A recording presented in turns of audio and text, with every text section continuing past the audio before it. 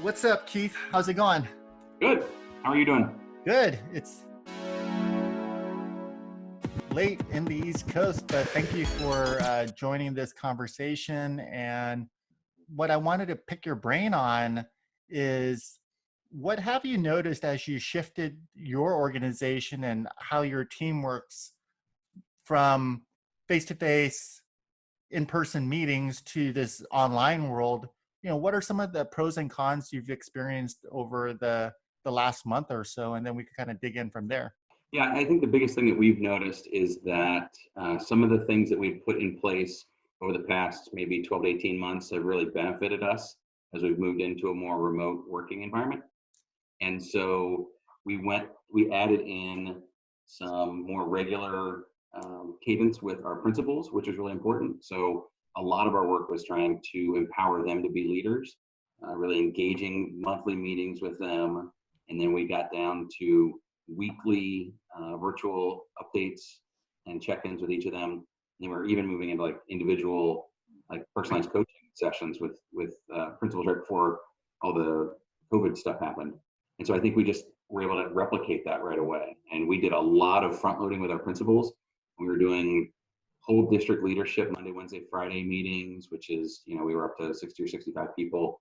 And then they were replicating that with their buildings and then following up with smaller team grade level breakouts. And I think people were comfortable with it. They got used to being able to meet remotely. They got used to using online tools and Teams or Zoom for those kind of check-ins, and it kept us really quick, and information was really fast flowing back and forth. Yeah. So 2 questions. What are some of the actual practices that you guys had going before you went remote that allowed you to transition into this? So common templates of meeting agendas and meeting formats, learning some things about checking in to build some culture. That's huge in a remote setting. Being able to check in a meeting, do it efficiently and effectively just to see where everybody is, that was important. Mm-hmm. Using some protocols along the way to be able to gather information. So often in these kind of settings, if you're not using a protocol, you're not going to, it's a lot of crickets out there, right? So you ask something, right, and then nobody's in there, or nobody uses the chat, or, people just, they've, closed out and they're going to check on their kids who are learning in the other room, or they run to the bathroom, whatever. So having some protocols to be able to get information so it's a two-way conversation, those were really important for us. Along those lines, like I really liked just the clarity of the architecture of how you guys shared meetings and how it kind of cascaded from, monthly meetings to weekly check-ins to one-on-ones. And I would imagine that not only the cadence provides clarity, but the chunk size of those meetings and the amount of information that's shared varies, and how personalized it is as you go down that cascade. And I'm curious, did you guys design that or intentionally, or did it come out by happenstance? Like, how did that get built? Yeah, it came out by happenstance. So we wanted to about a year and a half ago or so, we said, if we're going to lead this, at the time it was just a movement towards personalized learning. And we said, if we're going to lead this in a large organization, that we need to be able to empower our principals to be able to lead that work, because they're the ones seeing the teachers in the classrooms every day, holding those leadership meetings, faculty meetings, that kind of stuff. And so we took a lot of ownership over the principal meetings, the monthly meetings. And as we got about 4 months into that, my team members came to me and said, hey, we just want to be able to meet weekly with grade band levels to be able to further this, because personalized learning looks different K2 than it does at the high school. We really want to dig in and keep giving professional development and learning to our teachers or to our principals. And then like 3 months later, they came to me and said, hey, we need to go deeper. We need to go one-on-one with people. And I was like, go for it. That's awesome. And so they were just starting it. They had done their first cycle and a half of monthly one-on-ones with principals, because each principal is going to be in a different spot.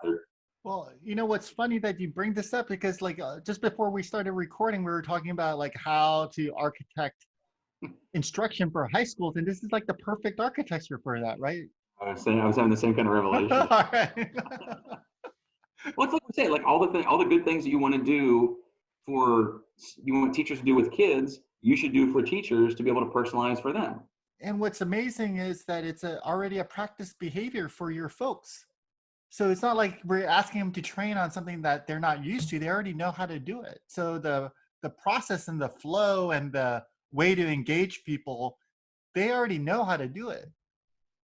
And we talk a lot about learn by doing, and Yeah. you can study and whatever else, but not until you get into it. And I think we've learned a lot by doing Yeah. remote learning and remote leading. Well, I mean, I work with districts all over the country, and I already notice a stark difference because let's say you and I mean, we would have exchanged a couple text messages. I would have been like, when's the next time I'm going to see you? I could have sent you an email, but we already spent an hour talking, and we would have never done that before because we would have expected to see each other at some point. But I do think in some way, I think people value things differently right Yeah. now. They're intentionally reaching out to Yeah. people to have conversations that they would not have otherwise. Yeah. Yeah. So I guess that leads me to kind of the next part of the interview, which is now that we've been doing this for a while, I think that some people are having these lessons learned, and like the one we just talked about, where where it was okay not to like engage with people far away until you saw them in the future.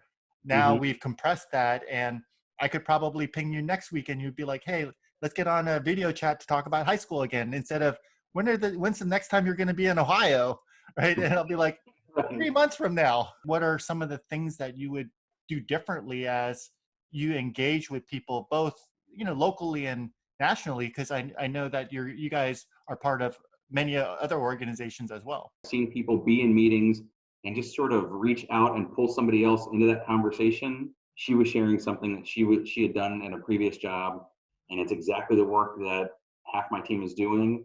And I thought, let's just bring her into this.